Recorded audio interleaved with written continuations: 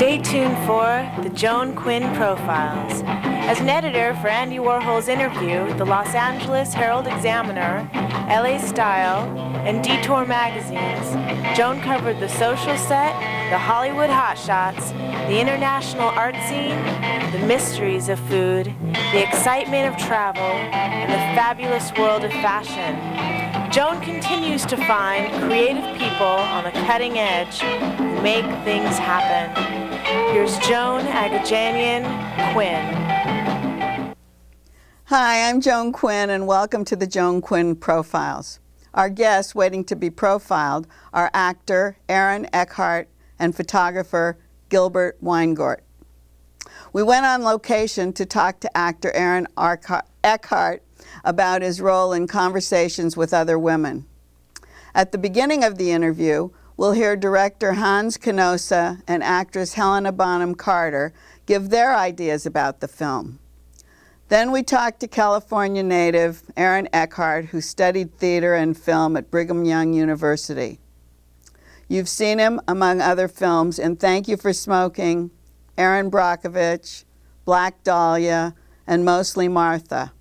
But here, during our interview, he talks about the split-screen film Conversations with Other Women.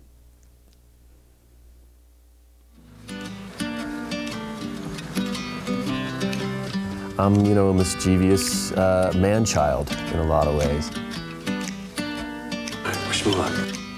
I am a professional man, lawyer, who is attending his sister's wedding.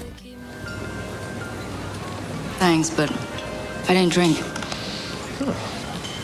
Oh, you smoke, but you don't drink. Well, I shouldn't do that either, but you know what? She's a woman of a certain age, let's say nearing and hurtling towards 40. The ones that claim to be naturally thin, the ones that claim, that they can eat everything they want to, they're the ones working hardest of all. The illusion of effortlessness requires a great effort indeed. In a way, the whole film is a sort of portrait of, or a sort of requiem to a relationship. Why it's so engaging is that you don't know where you are and where these people are in their lives, and it unfolds in such an exciting way. I'm not single. You said ex-husband. Yeah, I did.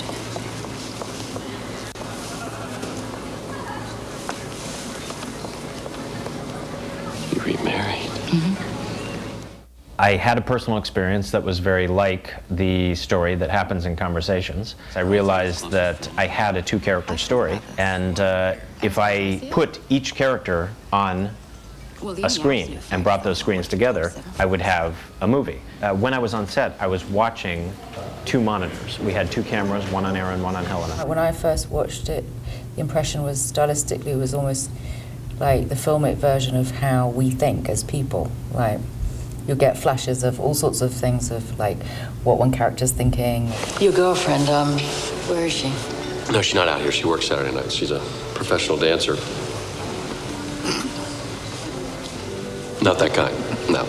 I love actors, and I love their work, and having two screens gave me double the screen space in which to see their work. Here, I think that they're going to be aware. They're going to see two things happening at once and juxtapositions, and they're not going to understand it, and they're going to sit up in their seats and go, wait a second, what's going on here? So you guys know each other, or? Yeah, we... Or you do or you don't? Oh, we used to. We used to. In another life. Uh-huh. How's Sarah doing? Good. Yeah? Yeah. Good. Yeah. They're going to listen more attentively to it, and hopefully a few minutes into the film, they're going to fall into the rhythm of the film. Working with Aaron Eckhart and Helena Bonham Carter was an incredible experience. Not only were they able to, perform all of this dialogue, but they were able to do it in a way that's funny, in a way that is very vulnerable. Really, there's only certain people you would say, okay, I have to do this movie because of that person. I have to say that it was Helena. And sandwiches, peanut butter sandwiches. Yes. That's very important. People might laugh. Like having peanut butter jam and Bananas. banana sandwiches. It's very good. Good for energy. It was mostly great words with great actors. you know, and you can't pass that up. Would you tell me? Hi, Aaron. Hi. How are you? Excellent. When I worked for Interview, we always looked for the next big star. So when I saw In the Company of Men, I screamed, "That's the guy, Aaron Eckhart." Then came Friends and Neighbors, and I knew I was right. How many days did it take to be an overnight success? Wow, I don't know if I've gotten there yet. Oh, I think you're well on your way, but Yeah. have you been working a long time? Yeah, I feel like since In the Company of Men, it's been 10 years, 9 years, 10 years. And before that, I worked for, many years before that. And I feel like I still have to work. I'm working as hard today as I ever worked to make the movies that I want to make. And so I feel like I really haven't done it yet.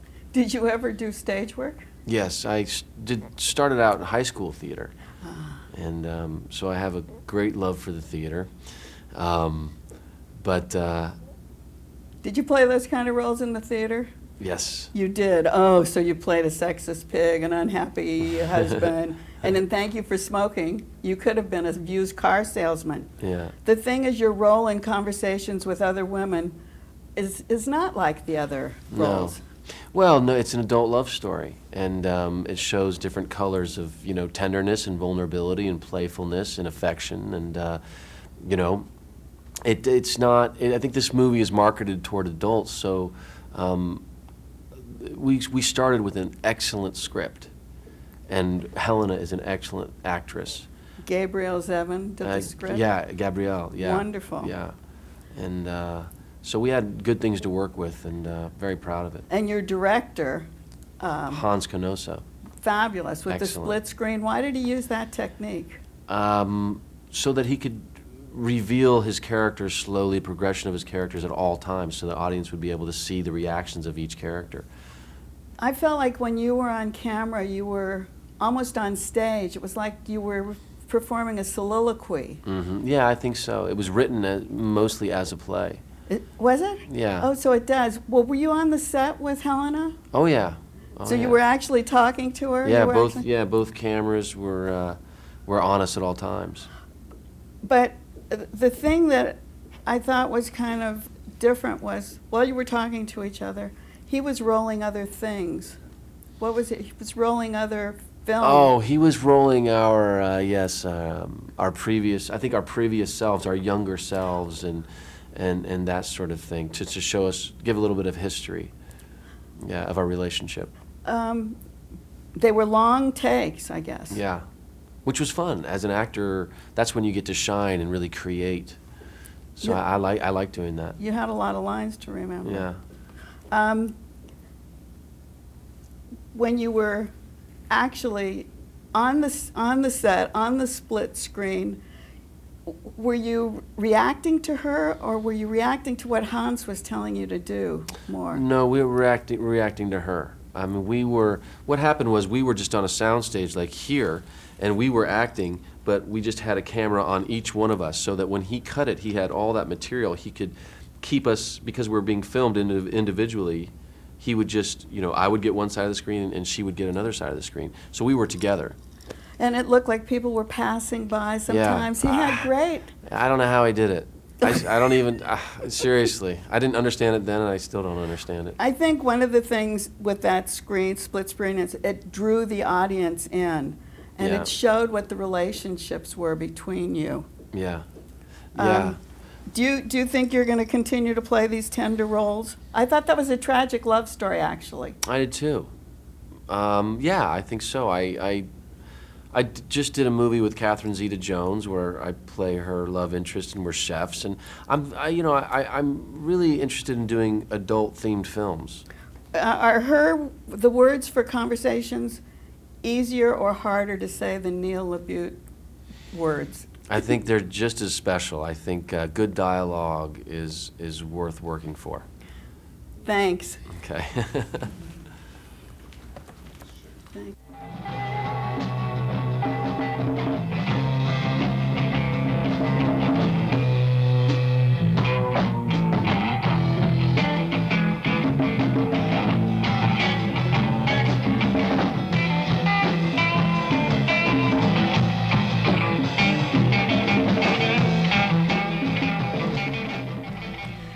Hi, I'm Joan Quinn, and welcome back to the Joan Quinn Profiles.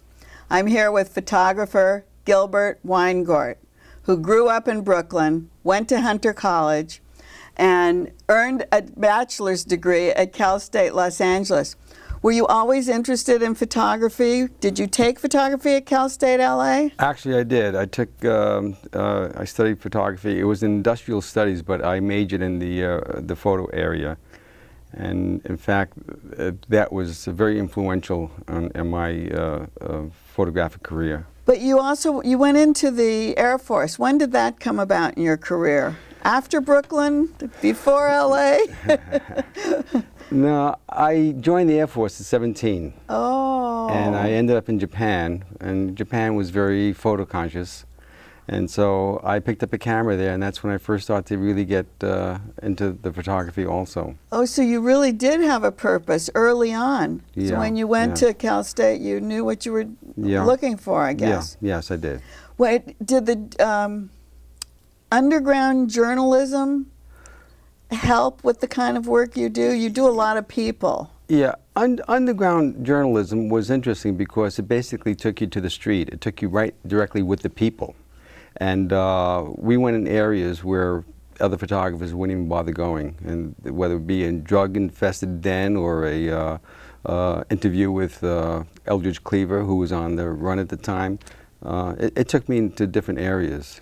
But who was sending you there? How were you getting assignments, or were you doing it on your own? There was a there's a paper. It was called the East Village Other in New York. Oh, that's what it was. Yeah, and I used to get a lot of my assignments through them.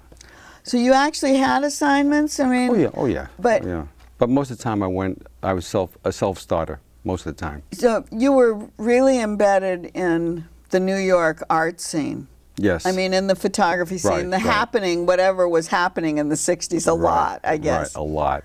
And so where did that take you as far as your career was going? Actually, it probably didn't take me anywhere, because what actually happened was that in 1969 I decided to move out to California, Los Angeles. So I left the photo scene in New York to go to California. And then I picked right back up there again by joining up with the LA Free Press. Oh, that's where you were. Well, when you were in New York, you were photographing all the time. Yeah. Did it matter if you had an assignment or not? No, it didn't matter. I was always I woke up in the morning, grabbed my camera, and I was out on the streets. Again, in the late 60s, there were a lot of things going on, politically, musically. So this was going on, I guess. Yes. Was this going on here, or? That was in Eldridge Cleaver, New York, that I took in 1968.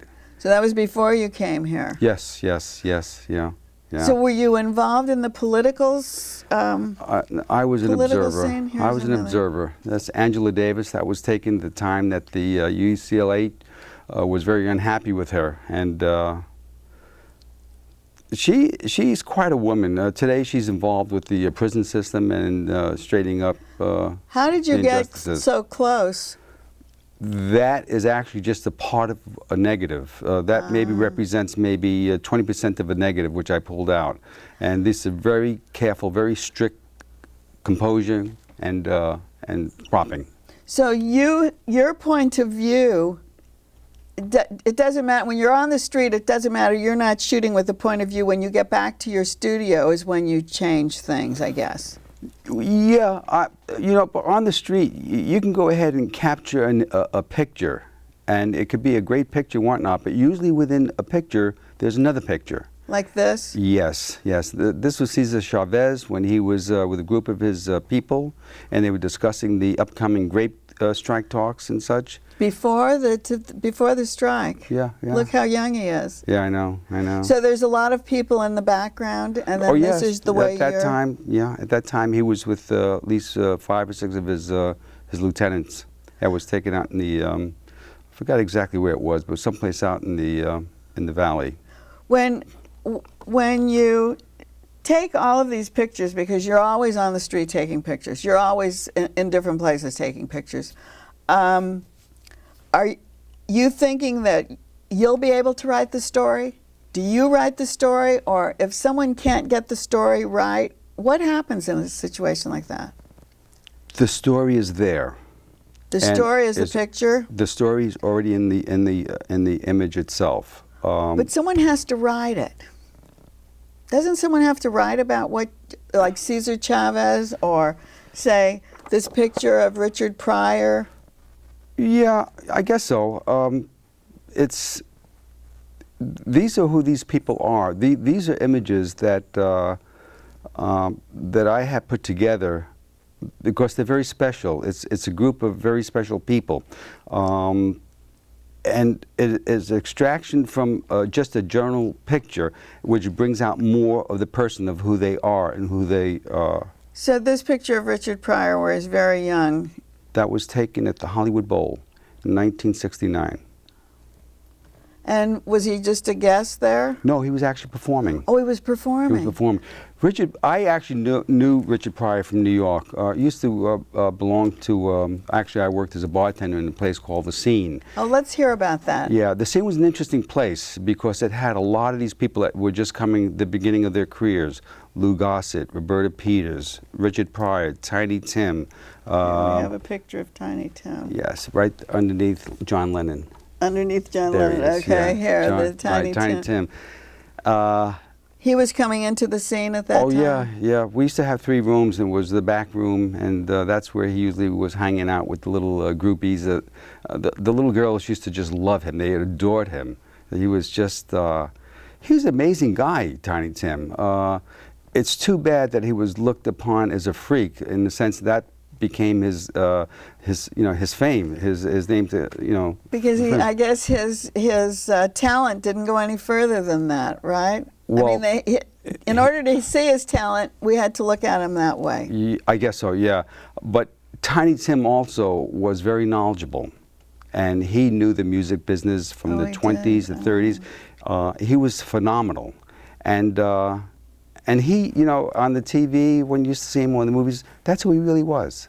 That's who he really was, and I adored him. I thought he was just a wonderful person. Were you shooting all the time while you were a bartender, even when you were at the scene? Yeah. Did you bring anybody into studios? Did you take them into a studio and do a setup? No, I never did a setup in my life. So you're not a paparazzi? No. Do you get upset if people call you that? I was a paparazzi for about 30 minutes. I was a stringer. I was a stringer for the worldwide features. Yeah. And my first assignment was to go ahead and to capture Johnny Cash coming out of his bungalow. Yeah. So I drove there and I sat in the car and I was waiting. And then a half an hour later, I said, "This is just nonsense. This is an invasion of his privacy." And I went ahead and just said, "I'm not going to do that." So you had more. I just had my interests were really different. I never really went after these people. These people just happened to be. I just happened to come across many of them. Also, I happen to know a lot of them, and so that's why this is an outgrowth of those kind of contacts. So there's more integrity in the way you're shooting. I mean, just from the way you're saying, I didn't want to invade somebody's privacy. Right. Do any of these people feel like that you shouldn't have shot them? Have you ever had any confrontations with anyone? The only confrontation I ever had with any subject matter happened to be in New Orleans. It was a woman. She was probably in her 70s. I had shot her with a telephoto lens, which is probably at least maybe 200 feet away. And she was so astute that when she came by me, she let me know why I was doing the wrong thing. Did it put you in your place? She certainly did. Did you want to use it? Was she anyone famous? No, she wasn't. No, that was the only time I ever was accosted by a subject matter. So, when you see someone like John Lennon, this picture, is there a story behind the picture? Is there always a story behind everything? This picture was taken in 1968. It was also in New York City. It was during a press conference. And I was able to go ahead basically and to extract him out of that particular picture.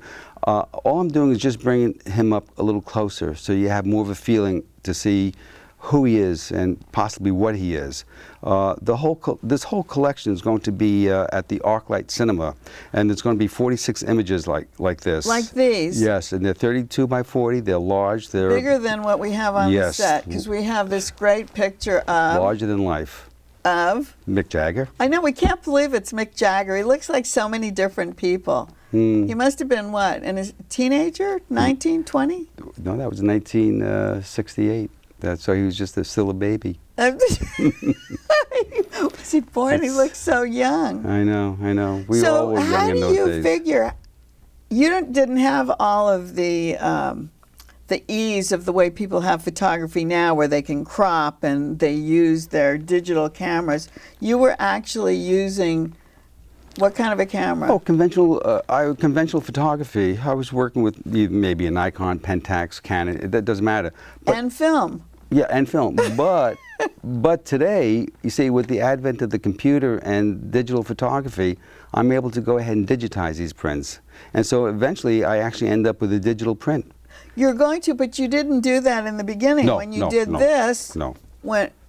When you shot this. Charlie Watts of the Rolling Stones. Oh, it is? Yeah. Oh, it looks beautiful. That's one of my favorites. But you had to crop it. You had to print it. But again, it's being extracted out of a negative. Is probably represents maybe 30% of the total negative. And the process also work with the computer. I kind of like develop methods where I can go ahead and build up the resolution and to keep the integrity in the actual photo. So when you see it as a 32 by 40 photograph, you don't realize that it was really a heavily cropped photo. It looks like... When you digitize it, you mean? Or when you blow it up like you've done, you've taken it from this kind of a image. Yeah, right. How did you actually decide that you were going to have, I'm going to go through these, decide to just focus on that particular part of a face like you did? How do you decide that? Well, are all your photographs like that? There are two parts to my photography. There's one where it's a general scene of maybe homeless people or maybe mother and daughter just conversing with each other. And then there's this other side of me, which I'm very interested in people and their faces. I find the faces very interesting, and many times when you go ahead and you zero in and you basically get rid of all the other elements of the photograph, the face becomes much more focused, and you see more of who that person is. You get more of a feeling of that person. So do you call your art portraiture? Well... What do you call it? What style? How do you describe your work? I mean, I look at it and say it's portraiture. And the way you're talking about it, by pulling it out and looking at it. I guess it is portraiture. I guess that's how you would call it. I just don't approach it that way. I just approach it looking at the photo, and then my own sensibilities and my own sensitivities will kick in, and then I'll basically come up with an image that I'm happy with and also brings them up close and personal, basically. Which is the name of your show. Right. Are we going to call it art photography? Yeah. Are we going to call it? It's fine art. It's fine art. This is up close and personal, which is the show at the ArcLight. Yes. And who is this? Jimi Hendrix. This is your mailer that you sent out, which is great. That was taken in the Hotel Wellington, New York, 1968, in a room that was so small that they had to take out his suitcases and put it in the hall so we could sit down and talk with him. And Mitchell was there, and not Otis Redding, I think his last name was Redding also. So they had the three people there. I was there, and the one who's doing the interviewing was there. Were you brought in to do photographs of him? Was that the idea? Yeah. So that was an assignment. That was a different thing. That was an assignment. I'm going to go through a couple of these, and you just tell us who they are and That's a little bit about them. That's Haskell Wexler. He's a documentarian. He was working with Donna Reed. They used to work. They had done much work with Another Mother for Peace, which is a organization that was very well known in the 60s and even today. And he was. That's a great picture of him. And Jerry Lewis and Toady Fields. This was taken at a Dodger game between the. You don't have to tell me who was playing. I can't believe that you were in all these places taking these great pictures. They just Yeah. happened to be chatting with each other, and you got them? Yeah, yeah. You just don't see Jerry Lewis and Tony Fields like that. Of course, she died, but there's just a very human feeling between the two of them. There was really something between the two of them that was.